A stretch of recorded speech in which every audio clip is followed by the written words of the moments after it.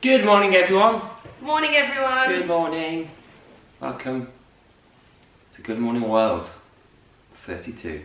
I say that so I just keep track. We're officially like into the next month of videos. With us doing a month, we've done a month now.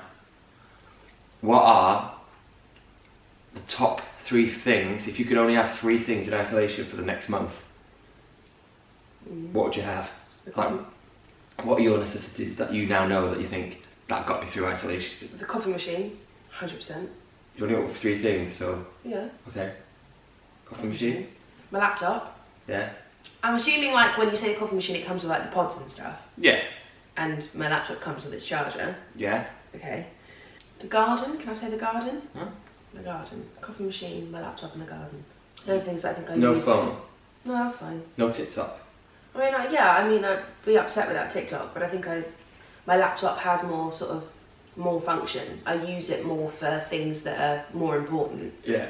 So you have, for your things for the month would be a garden, the coffee machine and a laptop. Yeah. I'd miss my books and I'd miss my phone, but I think I'd get by, like I'd be alright. Yeah. What about you? I think I'd have a PlayStation. Pass a lot of time on the old PlayStation. Does that include TV with the PlayStation, or do I have to have the TV with it? I'd say it comes with it. No? Okay, but I only can use it for the PlayStation. I can't go on it and go on Netflix. Yeah. So that, I think my laptop, just because I can edit stuff and whatever, and I think my phone.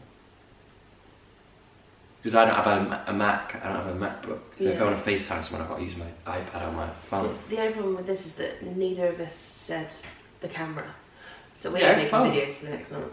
Okay, alright. I'll do it on my phone. Okay. I was thinking the camera, but then I thought, well, that'd be a waste of my choice, because I can just use my phone. If you could have one friend and one, maybe a person you don't know but you think would be really cool to be in isolation with, who would it be? So like who, obviously safely, so they were here when we were in lockdown. Yeah. So they have to be here. Who would it be? Either Scott or Molly, I'll let them fight amongst themselves. Yeah. And then someone you just think, either a celebrity or whoever, someone you just think, that'd be really cool just to sit and like pick his brain and just probably just like share the fridge with, and just think it'd be really cool to be in isolation with someone. For some reason, Ryan Reynolds is popping into my head and I don't know why. That'd be really cool. But I just think he's really cool. You just want to see him topless. And I'm genuinely not bothered. It's because he's Deadpool. Yeah. He's dead cool. Yeah, Ryan Reynolds. Yeah. I think Scott Page would love it. Would win the fight if Ryan Reynolds was locked in here. I think I'd have Sam Holmes as a friend here. That's a good one. Because I think he'd be hysterical. And he'd get me, like, you know, through those days where you're like, oh god, I'm so bored or so whatever. He'd be on it. And I can imagine him being a really good cook as well. Yeah. And like pretty... He does his quizzes as well, doesn't he? So I think he'd be quite entertaining. So Sam Holmes, if you're watching... You've been chosen. You've been chosen. Come on down. Celebrity, and this is really weird because I never really speak about him, but I think he'd be like really cool to have here and talk. I don't really talk politics, but just to hear his ideas or where we all went wrong. And I think after a while you could get some really dirty secrets out of him, and that would be Barack Obama. That would be awesome. Imagine. Yeah. Because he'd be like, oh, this is rubbish. Like, I can't believe Boris has done that. Donald, what's he doing? Yeah. And you'd be like, come on, tell me what happened. And he'd be like, well, can't say anything, but this happened. And I'd be like, ooh, that'd be amazing. I just think he's just really cool. Yeah, I'm really cool, yeah. I almost got scammed yesterday by a very convincing Netflix scam, and I was so annoyed at myself because I'm usually so hyper aware of those scams. Yeah.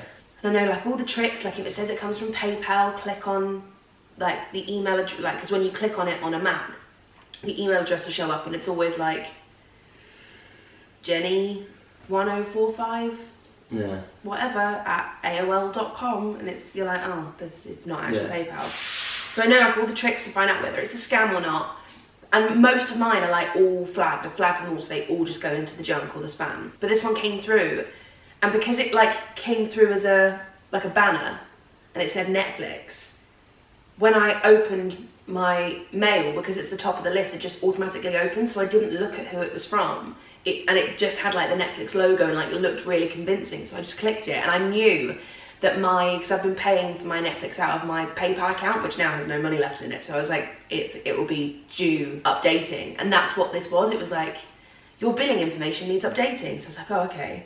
Clicked on the link, entered my card details, went through to the next page, and that's when I was like, this isn't right, because it was asking for my like account number and my sort code, which they never ever do. And I was like, oh, fuck, because now I've entered in all my card details, so now I'm gonna have to call up, like, just in case. Because it might be a case that none of the details go to them until you complete the form. Yeah.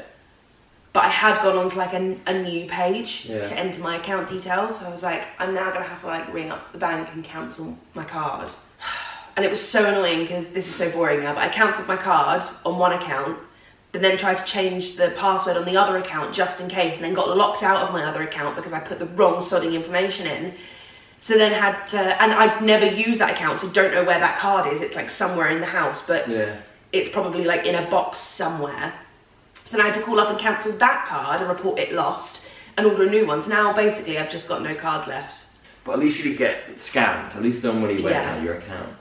And you stopped it happening. So be vigilant, people, because they can catch you unawares. It is awful. Even someone who's like, and when I clicked on the link as well, the web page that it takes you to might as well just be Netflix. It's so convincing. It's like when we were talking about being like robbed. It's like the same sort of thing a couple of episodes ago. I did see a long time ago, I was on holiday with my mum and my mum's husband, Darren.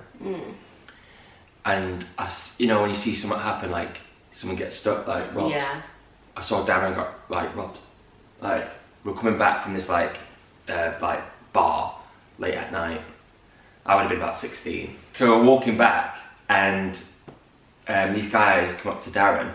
I'm like, hey, David Beckham, like try like playing football with him, but without football, like, hey. Then one like sort of tripped him up a bit, and he went, hey, like, and then walked off. And I looked at him thinking, that's really weird, because like, there was like 2 or 3 lads around him. And then as we were walking off like that, I just saw one of the guys go like over his shoulder and look over his shoulder to Darren, as Darren was walking to me, and then he carried on walking. Literally walked off like huddled. I was thinking, they're just taking something off him. And Darren came up to me and I said, you've just been robbed. I was like, check your pockets.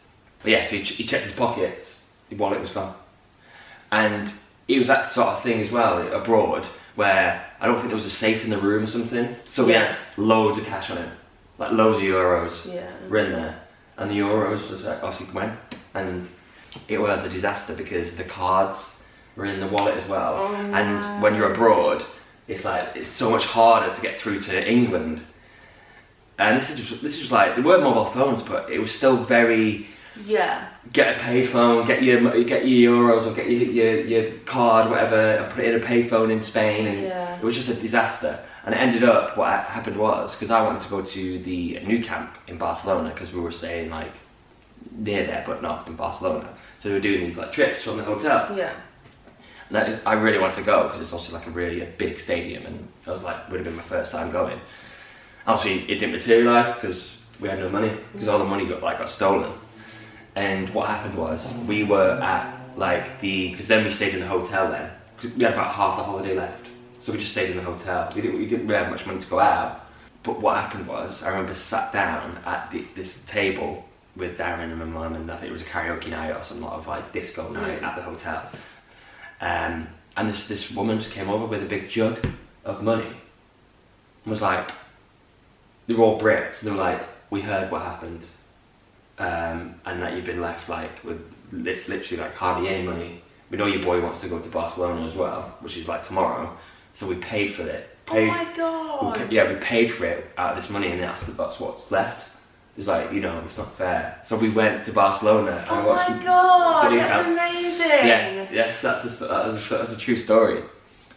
Oh, that's so sweet. But they had a whip round and said like, it's not fair, like you've been robbed. Because obviously we came back to the hotel, the police were there, we got the police there, and we obviously never found the wallet or the money. But obviously then people just heard whispers, and I think it was like the rep was like, it was either his idea or it's someone, yeah. I was like, yeah, I think we should like help them out. So yeah, that's a true story. Oh. I remember my mum stopping someone from being mugged in London. We were in, I think it was the McDonald's on Shaftesbury Avenue that's still there, and she was taking me to an audition when I was a kid, and on the way back we'd stopped off at McDonald's as like a little treat. Yeah.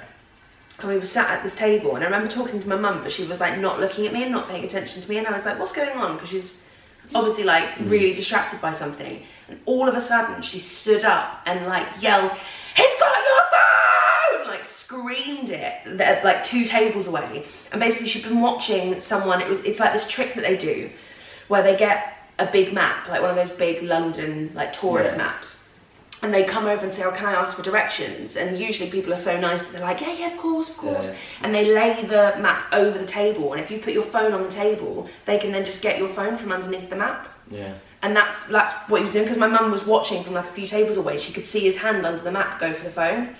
And my mum literally like leapt across the room and screamed, "He's got your phone." And he like startled and like ran away. And luckily she's like still had her phone. No way. Yeah, so she literally stopped someone from being mugged. It was amazing. Super mum. Super mum. Scams. That's what this episode is called. Scams. Scams. Bye everyone. Stay safe. Have a good day. Don't get scammed. Don't get scammed. If it's too good to be true, it's probably poo. It's probably poo. Yeah. Right. Bye everyone. Bye. Have a good day. Yeah.